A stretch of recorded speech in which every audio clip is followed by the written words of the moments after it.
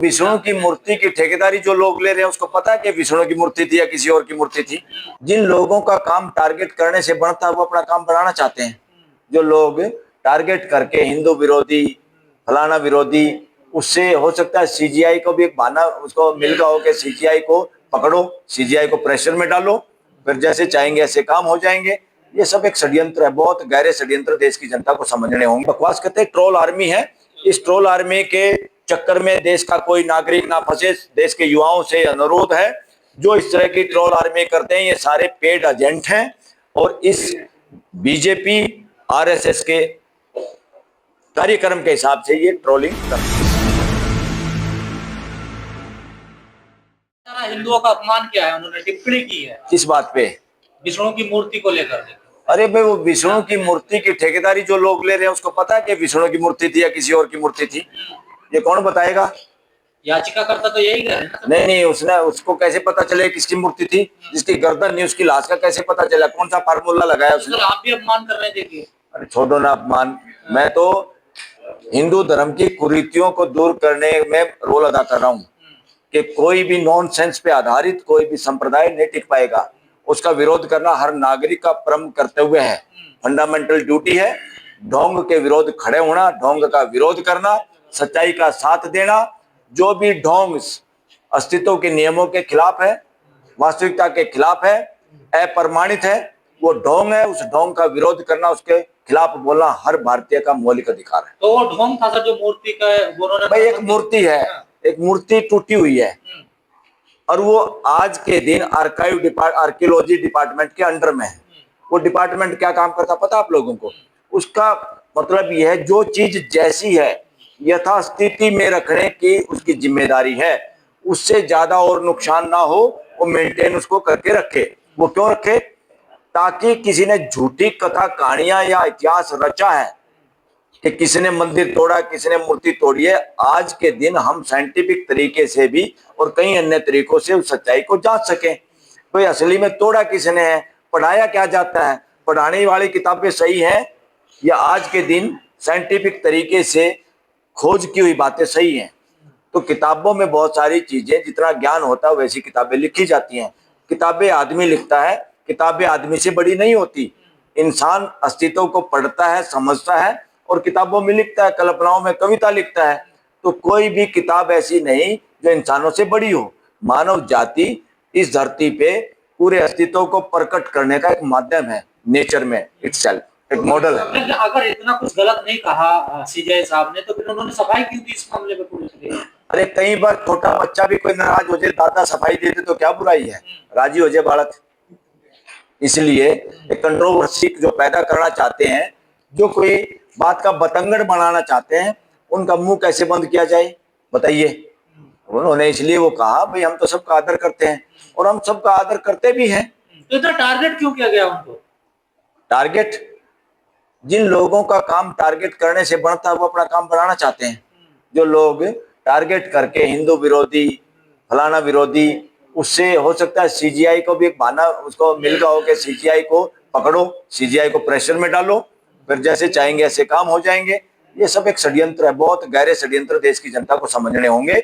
और जिस साथी ने वो मुकदमा लगाया वो हरियाणा से था और जिस समाज से था वो समाज मूर्ति पूजा का विरोधी है पहले से ही। अच्छा। वो स्वामी दयानंद के सिखाने से नहीं सीखा, स्वामी दयानंद उनसे सीखे, वहां के लोगों से।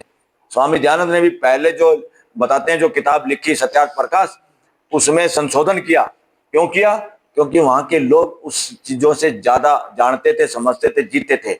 उन लोगों को कैसे कंट्रोल किया जाए फिर उनके हिसाब से तो बोलना पड़ेगा। तो जो कुछ किताबों में लिखा जाता है वो अस्तित्व में समाज से समझा जाता है तभी लिखा जाता है। अरे अम्बेडकरवादी है सीजीआई, बुद्धिस्ट है, इसलिए उनको टारगेट किया गया। अरे अम्बेडकरवादी तो हम भी हैं, अम्बेडकरवादी तो सारे हैं।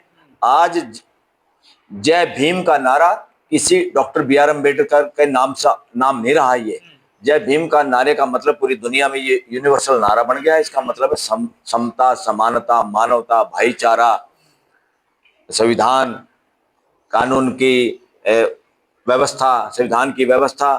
तो जय भीम एक ऐसा नारा बन गया, ये यूनिवर्सल नारा, ये दुनिया के देशों में बोला जाने लगा। ऐसा तो कोई सौदा है नहीं नेचर में जो तेरे को फाइल और पास करेगा। तो मेहनत करेगा तो पास होगा, नहीं तो फेल होगा।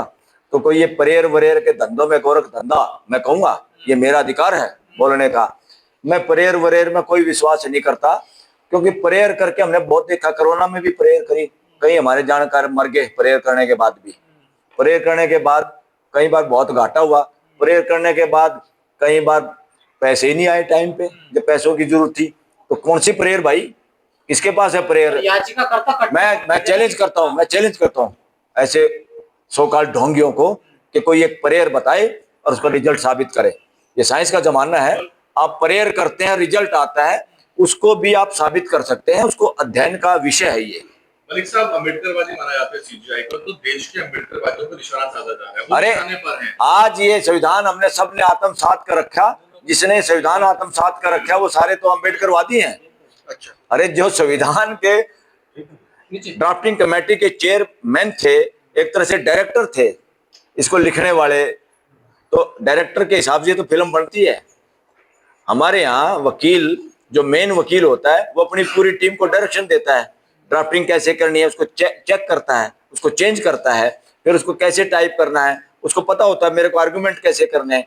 तो इसका मतलब ये नहीं कि टीम का सहयोग है, मगर मेन रोल डायरेक्टर का होता है। लेकिन सर, देश के न्यायाधीश को सभी धर्मों का सम्मान करते हुए उनकी आस्था का भी ख्याल रखना चाहिए था। देखो बात सुनो, उनकी आस्था को ठेस पहुंची है। नहीं, सम्मान सबका होना चाहिए। हम घर में सम्मान करते ना, हम तो सड़क पे चलना हुआ, हमारा कोई भाई बंधु मानसिक रूप से विकलांग, उसका भी सम्मान करते हैं ना ये देश। हम उसको वो नहीं कर सकते, उसको एक अच्छी जगह इलाज की कोशिश करते हैं। कोई गरीब है, लाचार है, बीमार है, इवन कोई मरा हुआ भी पड़ा है, उसको भी अपना मान के हम संस्कार करते हैं ना, उठाते हैं ना, दया आती है ना। कोई बच्चे को कोई पीटता हुआ नजर आए, चाहे बच्चे ने गलती भी की है, तब भी हम रुक जाते हैं ना सड़क पे, क्यों मार रहे हो बच्चे को। तो ये चीजें तो पूरी मानव जाति में है, पूरी मानव जाति का एक ही सॉफ्टवेयर है। ये जो लोग सत्ता और चालाकी और षड्यंत्र और जो शोषण करने की मानसिकता से भरे हुए हैं, ये बीमार लोग हैं, और ये बीमार लोग हमेशा इसी तरह का बहाना बना के उसका बेनिफिट उठाना चाहते हैं। लेकिन सर चुटकी ले रहे थे ना सीजीआई साहब, तो चुटकी ले रहे थे ना। देखिए, अरे भाई, सारा दिन माहौल जो हो रहा है और वह सीरियस बैठे, बीच बीच में एक आधी बार हंसी मजाक कोर्ट में चलता रहता है। और ये चुटकी लेने का मतलब किसी को अपमान करना नहीं है। चुटकी लेने का तो ये है कि कोई सबूत आता है। पहली बात तो ये चोर दरवाजा था, इसके जरिए क्या हो सकता था कि एक बार किसी मूर्ति को हटवा के वहां विष्णु की मूर्ति टेक दो, तो फिर तो जितनी मूर्तियां टूटी हुई है, बहुत सारे लोग कहते हैं तोड़ने वाले भी ऐसे ही लोग हैं, और ये तोड़ने वाले लोग हैं। अब वो साबित हो रही है, कार्बन डेटिंग से, नक्शे से, फोटोग्राफी से सिद्ध किया जा सकता है वो तोड़ी हुई है। और उन तोड़ने वालों का कोई ऐसा नहीं लग रहा कि ये तोड़ने वाले कोई दूसरे धर्म के लोग हैं। ये तोड़ने वाले वही ठेकेदार है जो हिंदू धर्म के ठेकेदार बने बैठे हैं।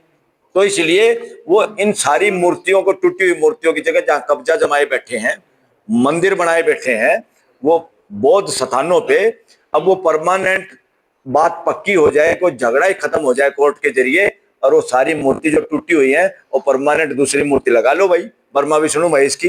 लेकिन सर, इनसे पहले जज हुए हैं गोगोई साहब, उन्होंने डिसीजन दिया था 2020 में आस्था के आधार पर, वहां तो मंदिर बन गया था। इसने उन्होंने बेवकूफी भरा फैसला किया। मैं पहले कह चुका हूँ, सबसे घटिया जजों में से कोई था तो गोगोई था, एक अरुण मिश्रा था। इन लोगों ने बेड़ा गर्क कर दिया जुडिशरी का। और इसलिए कई लोग बार बार इसलिए ये बात कहते हैं कि अंग्रेजों ने कोई ऐसी बात कही, वो शोध का विषय भी है, सबूत का भी विषय है, कि ऐसी बात कही कि ब्राह्मणवादी लोगों में न्याय करने का वो नहीं है, चरित्र नहीं है, इनको जज ना बनाया जाए। और कौन है ये जज बताओ? गोगोई कौन है? अरुण मिश्रा कौन है? ये सारे अगर उस आधार पे देखे तो वही लोग हैं। तो न्यायिक चरित्र की ऐसी की तैसी कर दी, सुप्रीम कोर्ट की डिग्निटी को डाउन कर दिया इन लोगों ने। लेकिन ब्राह्मणवादी के निशाने पर है, जो जज साहब को जूते मार रहा है, को गाली दे रहा है, को कम्बोर्ड। बात सुनो, ये समय रिएक्शन करने का नहीं है। जो इस तरह की मानसिकता से ग्रस्त लोग, बीमार लोग हैं, उनको अपनी मानसिकता सुधारने की जरूरत है।